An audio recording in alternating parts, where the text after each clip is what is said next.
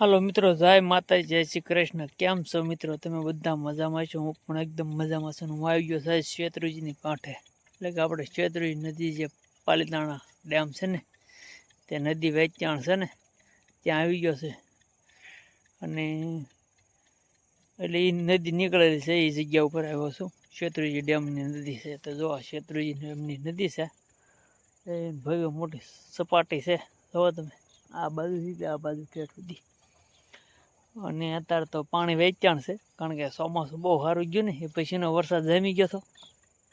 એટલે તમને બતાવું, અત્યારે તો પક્ષીઓ બધા માછલા ને એવું ખાતા હોય અંદર, જીવજંતુ આતે. તો તમને બતાવું. તો મિત્રો, આ છે તો શેત્રુજી નો કાંઠો કહેવાય. આમ તો શેત્રુજી નદી જ કહેવાય, કારણ કે બહુ મોટી વિશાળ જગ્યામાં છે. લગભગ આ કાંઠો છે, આ કાંઠો જો કેટલો પગતો કાંઠો છે. અને અત્યારે પાણી બધું વેચાણ છે. અને જો અંદર અંદર જે પાણા છે ને, ત્યાં બધા પક્ષીઓ બેઠા છે. પક્ષીઓમાં તો શું છે, ત્યાં મોટા બગલાઓ છે, નાના બગલા છે, પછી ટીટોડીઓ છે, જળકોકડી છે, પછી બતકા કહેવાય, બતકા છે, પછી ઓલા લાંબી ડોકવાળા આવે ને, એ છે. નામ તો અલગ અલગ આવડતું નથી. જુઓ તમે, ઓલા પણ પક્ષીઓ બહુ ઝાઝા બેઠા છે. જો અહીંયા જુઓ તમે, ઝૂમ કરીને બતાવો તમને. જો અહીંયા બધા પક્ષીઓ ઘણા બેઠેલા છે, કારણ કે આ સાંજનો સમય છે, 5, 5:30 થવા આવ્યા છે. અને આવ શાંત વાતાવરણ છે, એટલે બધા નિરાંતે બેઠા છે, કારણ કે પાણી હલતું નથી અત્યારે તો. જુઓ તમે, અને આપણે આવી ગયા છીએ આ બાજુ લાકડા ભરવા માટે. તો મિત્રો જુઓ તમે, તમને કાંઠો બતાવ્યો, જોરદાર છે કિનારો. અને બગલાઓ બધો બધા ઉડી રહ્યા છે. નજારો કંઈક અલગ છે. અને એમ તે ભાઈ મિત્ર, પાણી હોય એનો કાંઠો હોય એટલે નજારો અલગ જ હોય, લીલીસમ હોય બધું. અને અહીંયા જો ઓલા આપણે ટ્રેક્ટર છે,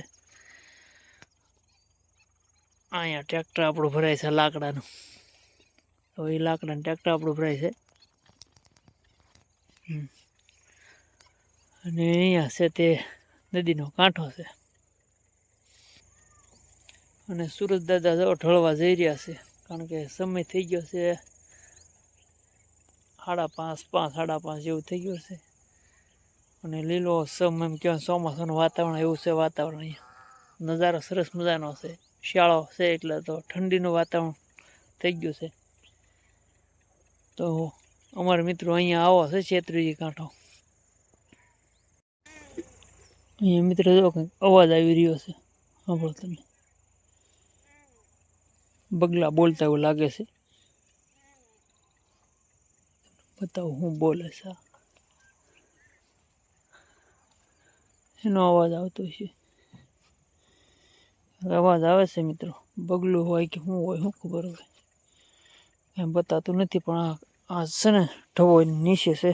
ગમે પક્ષી હોય કે પછી અંદર પાણીમાં રહેતું. જો માછલી કોડી મોટી છે. જો તમે, તમને મિત્રો બતાવું, મોટા મોટા માછલા. જો જાય. આમાં ઝૂમ કરી નહીં બતાય મિત્રો, કારણ કે આમાં આગેથી બતાય છે. પણ ત્યાં બાજુમાં જાય તો પાણીમાં બીક લાગે એવું છે. અંદર કેમ ઉતરવું? માછલી છે જોરદાર, મોટી જબર. એ માછલીનો જ અવાજ હતો. હા, જો બગલાનો અવાજ છે અત્યારે તો. જો જળ કોકડા ઉડતા ઉડતા જાય છે, બોલતા જાય છે.